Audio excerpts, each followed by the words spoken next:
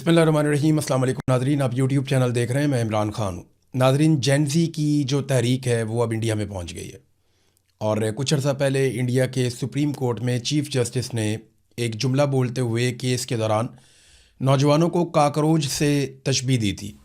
और उसके बाद अभिजीत दीपिकी नामी एक नौजवान है जो इंडिया से बाहर रहता था, तो अभिजीत ने फौरी तौर पे एक पॉलिटिकल पार्टी कायम कर दी, काकरोच जनता पार्टी। वैसे तो तंज़ में ये बात की थी chief justice of supreme court of India ने, लेकिन उसके बाद नौजवानों ने इसको सीरियस ले लिया और उन्होंने अपनी एक पॉलिटिकल पार्टी बना दी, काकरोच जनता पार्टी। सोशल मीडिया के ऊपर भूचाल आ गया। इन्होंने आवाज़ उठाना शुरू की इंडिया के निज़ाम तालीम के ऊपर, और ये बार बार एक ही बात कर रहे थे कि इसके अंदर इस्लाहात लाई जाएँ, इसको बेहतर किया जाए। इनको संजीदा नहीं लिया गया। ये छोटे मोटे एहतजाज करना शुरू हो गए, फिर आहिस्ता आहिस्ता एहतजाज में शिद्दत आना शुरू हो गई। फिर एक वक्त आया कि कुछ तलबा ने और उनके साथ कुछ जो एक्टिविस्ट हैं उन्होंने मिलकर भूख हड़ताल शुरू कर दी। तो हालात इंडिया के अंदर ऐसे होना शुरू हो गए कि पहले इनको संजीदा नहीं लिया गया। वज़ीर तालीम के जो हैं उन्होंने स्टेटमेंट दे दिया कि ये तो शरपसंद किस्म के लोग हैं और ये ठीक लोग नहीं हैं। तो नौजवान इकट्ठे होते गए, नौजवानों की बहुत बड़ी तादाद इकट्ठी हो गई और गुज़िश्ता रोज़ उन्होंने दिल्ली के अंदर पार्लियामेंट की तरफ बढ़ना शुरू कर दिया। नौजवान इतनी बड़ी तादाद में आए कि पुलिस उन्हें रोक नहीं पा रही थी और बिलाखिर वो पार्लियामेंट के बाहर पहुंच गए। नौजवानों ने जाकर एहतजाज किया। उनकी एक मिनिस्टर के साथ मुलाकात भी हुई, जो सेहत का मिनिस्टर था, हेल्थ मिनिस्टर, उससे मुलाकात भी हुई और उन्होंने अपने मुतालबात भी पेश किए। नौजवानों को कहना है जो वज़ीर तालीम है उसने मजाक उड़ाया और वो इस्लाहात नहीं ला रहा तालीम में, जिसकी वजह से इंडिया के नौजवान पीछे रह जाते हैं। लिहाजा वज़ीर तालीम जिसका नाम है धर्मेंद्र प्रधान, उसको फ़ारिग किया जाए और इसकी अब ज़रूरत नहीं है, और कोई ऐसा आदमी लाया जाए तालीम के मैदान में जो नौजवानों के लिए तालीम में इस्लाहात लेकर आए और इंडिया के हालात को, नौजवानों के हालात को बेहतर करे। देखें, ये नौजवान इतनी बड़ी तादाद में थे कि पुलिस को लाठी चार्ज करना पड़ा, पुलिस को वहाँ पे आंसू गैस फेंकनी पड़ी। मनाज़र जब मैंने ड्रोन की फुटेजेस देखी तो ऐसा लगा जैसे इंडिया भर के नौजवान वहाँ पे दिल्ली से सारे निकल के इस तरफ को आ गए। तो नौजवान बड़ी तादाद में पहुँचे, बड़े कमिटेड थे, उनके साथ उनके बैग्स थे, थोड़ा बहुत खाने पीने का सामान और पानी की बोतलें थीं। याद रहे कि अभी गर्मी का मौसम है और इस वक्त वहाँ पे काफ़ी गर्मी है, लेकिन इस गर्मी के बावजूद नौजवान ना सिर्फ आए बल्कि उन्होंने पुलिस का मुकाबला किया। पुलिस ने उनके ऊपर बदतरीन लाठी चार्ज किया। कई नौजवान लाठियाँ खाते थे और खड़े रहते थे और वो बार बार कहते थे कि मारो हमें और मारो, हमें एक ही दफ़ा मार दो लेकिन हमें हमारा हक दो। ये सूरत हाल पैदा हो गई और फिर पुलिस ने वहाँ पे आंसू गैस चलाई, नौजवानों पे लाठी चार्ज की, उन्हें धक्कम पेल की, उन्हें वहाँ से धकेला, उनका स्टेज वहाँ से रिमूव किया गया। बहुत बड़ी नफरी पुलिस की बुलाई गई, बहुत बड़ी तादाद में पुलिस को इकट्ठा किया गया। लेकिन आप देखेंगे अभी तक की रिपोर्ट के मुताबिक एक भी नौजवान मरा नहीं है और ना ही इंडिया की पुलिस ने या फ़ौज ने इन नौजवानों पे गोली चलाई। ये दिल्ली के अंदर आए भी, ये पार्लियामेंट के बाहर पहुँचे भी, इन्होंने अपना एहतजाज भी किया, अपने मुतालबात भी रखे, वहाँ पे मार कुटाई भी हुई, धक्कम पेल भी हुई, लेकिन इसके बावजूद इंडियन सरकार ने इन नौजवानों पे गोली नहीं चलाई। पाकिस्तान में एक नया ट्रेंड हम देखते हैं कि अब पाकिस्तान की मिलिट्री एस्टेब्लिशमेंट फौरी तौर पे गोली चलाने का ऑप्शन ले लेती है और उसके लिए जो कॉन्फिडेंस चाहिए होता है वो उन्हें डोनाल्ड ट्रंप से मिल जाता है कि डोनाल्ड ट्रंप का हाथ हमारे सर पे है, गोली वोली मार भी देंगे, कुछ 10 15 20 लोग मारे जाएं तो फ़र्क नहीं पड़ता। आज़ाद कश्मीर में जो डाटा है वो 50 से ऊपर पहुंच गया है शोहदा का, 50 से ज़ायद शोहदा का डाटा है। अभी पिम्स के अंदर एक और नौजवान की शहादत हो गई है, उसे भी गोलियां लगी थी आज़ाद कश्मीर में। तो यहाँ तो परवाह ही नहीं करते, गोली मारते हैं इंसान को। लेकिन इस वक्त जो सूरत हाल है इंडिया में, नौजवानों ने अपने मसल शो किए हैं और आने वाले दिनों में ऐसा लगता है कि ये एक बहुत बड़ा ख़तरा बन जाएगा नरेंद्र मोदी के लिए। नरेंद्र मोदी जिसे काफ़ी कोशिशों के बावजूद कांग्रेस शिकस्त नहीं दे पाई, बाकी मुखालफीन जो है वो नरेंद्र मोदी को नहीं तोड़ पाए, उसको नहीं हिला पाए उसकी जगह से, और नरेंद्र मोदी ने पैसे के ज़रिए से, ताकत के ज़रिए से सिस्टम के ऊपर पूरा अपना कंट्रोल और अपनी पकड़ बना के रखी। लेकिन अब ये नौजवान जो हैं वो ऐसा लगता है बुनियादें हिला देंगे नरेंद्र मोदी की। इन्होंने मुतालबात जो हैं उनको बढ़ाना शुरू कर दिया नौजवानों ने और अब ये दोबारा निकलेंगे। देखिए, इनका कॉन्फिडेंस बढ़ता जाएगा।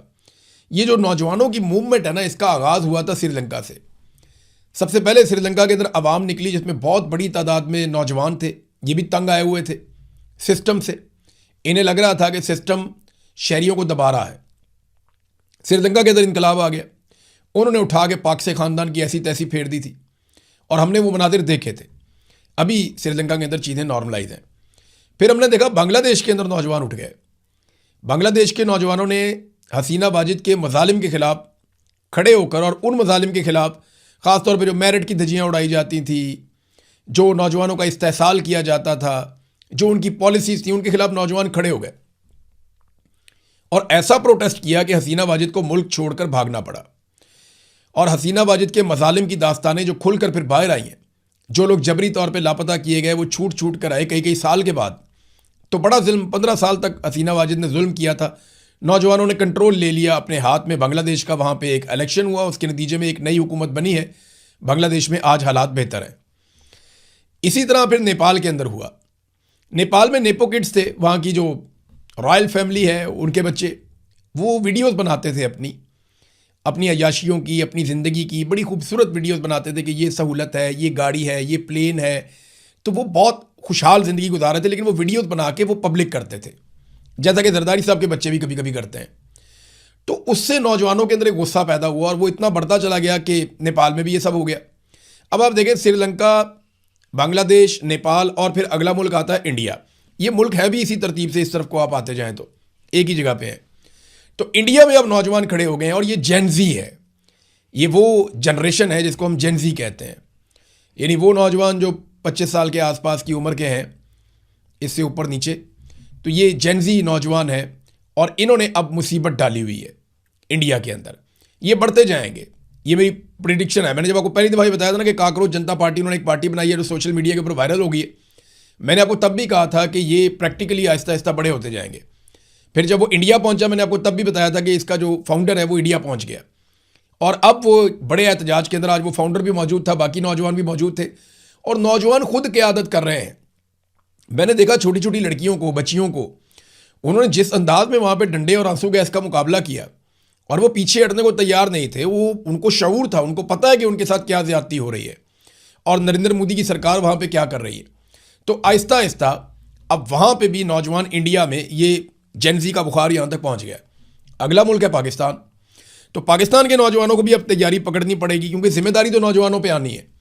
अल्टीमेटली पाकिस्तान के नौजवानों को ये रिस्पॉन्सिबिलिटी लेनी पड़ेगी, चाहे नौजवान इस्लामाबाद, रावलपिंडी के हों, खैबर पख्तूनख्वा, पंजाब, सिंध, बलूचिस्तान, खैबर पख्तूनख्वा या गिलगित बल्तिस्तान के नौजवान हों या कश्मीर के नौजवान हों।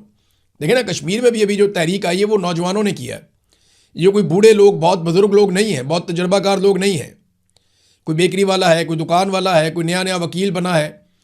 तो ये सारे छोटे छोटे मिडिल क्लास के घरों से उठे हुए नौजवान हैं और स्कूलों के बच्चे बच्चियाँ आते हैं वहाँ पर धरने के अंदर और बड़ी तादाद में नौजवान शिरकत कर रहे हैं उन एहतजाजों में जो आज़ाद कश्मीर में हो रहे हैं। उसके ऊपर मैं आपको बाद में बताता हूँ। लेकिन अब पाकिस्तानी नौजवानों को अल्टीमेटली अपने हुकूक के लिए खड़ा होना पड़ेगा, ये देखे बगैर कि कौन सी पॉलिटिकल क़यादत उनको लीड करती है या नहीं करती। ज़रूरत नहीं है ना, पॉलिटिकल पार्टीज़ के पास नॉर्मली ऐसा विजन नहीं है जो मौजूदा हुकूमत के अंदर, ख़ास तौर पर वो तो सिर्फ अपने बच्चों को बना रहे हैं। नवाज शरीफ को मरियम नवाज और उसके बच्चों से बाहर दिखाई नहीं देता, जरदारी को अपने बेटे से बाहर दिखाई नहीं देता। ख्वाहिश तो देखो ना, उसने कभी इस ख्वाहिश का इजहार नहीं किया कि मैं चाहता हूं कि पाकिस्तान का नौजवान इक्तदार में हिस्सेदार बने। नहीं, वो कहता मेरी ख्वाहिश है कि मेरी ज़िंदगी में मेरा बेटा वज़ीर आज़म बन जाए एक दफ़ा।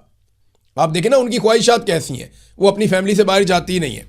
तो नौजवानों को पाकिस्तान में तालीमी इस्लाहात के लिए, नौकरी के एक जैसे मौक़े के लिए, बुनियादी इंसानी हुकूक़ की फ़राहमी के लिए, नाइंसाफ़ी के ख़ात्मे के लिए, जो अकरबा परवरी होती है, यहाँ पे अपने ही लोगों को रेवड़ियाँ बांटी जाती हैं, उसके ख़िलाफ़, और नौजवानों के मैंडेट का एहतराम कि नौजवान जो बात करते हैं, जिसको वोट डालते हैं, वहाँ पे वो मैंडेट उसको मिलना चाहिए। खेलों के मौक़े, सेहत के मौक़े, ये उन्हें मिलने चाहिए। इन मामलात के अंदर इस्लाहात होनी चाहिए। फिर मेरिट का क़याम होना चाहिए पाकिस्तान में, निज़ाम इंसाफ होना चाहिए और शफ़ाफ होना चाहिए, आज़ादी सारे राय होनी चाहिए। इंटरनेट बार बार पाकिस्तान में बंद कर देते हैं, मोबाइल फ़ोन बंद कर देते हैं, ये सिलसिले पाकिस्तान में बंद होने चाहिए।